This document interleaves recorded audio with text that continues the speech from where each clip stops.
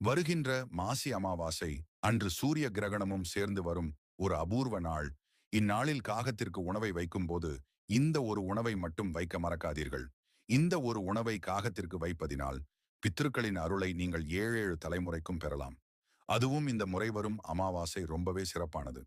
மகா சிவராத்திரி முடிந்து வரும் இந்த மாசி மாத அமாவாசை மற்றும் சூரிய கிரகணம் 18 ஆண்டுகளுக்கு பின் வருவதால் இந்நாள் மிக சிறப்பானது. அதனால் பித்ருக்களுக்கு படைக்கும் உணவில் இதை வைக்க மறக்காதீர்கள். உங்களுக்கு முருகன் பிடிக்கும் அப்படின்னா ஆரோகரா என்று கூறி இந்த வீடியோவை சப்ஸ்கிரைப் மற்றும் லைக் செய்து கொள்ளுங்கள். காகத்திற்கு வைக்கும் உணவில் கட்டாயம் வெள்ளை அரிசி சாதத்தில் கருப்பு எள்ளும் சிறிது நல்லெண்ணெயும் சேர்த்து கலந்து வைக்க வேண்டும். வெறும் சாதத்தில் சிறிது துவரம் பருப்பு அல்லது பாசி பருப்பு சேர்த்து வைக்கவும். முக்கியமாக வாழை இலையில் தான் உணவு வைக்க வேண்டும். அதனுடன் தண்ணீரும் சேர்த்து வைக்க வேண்டும்.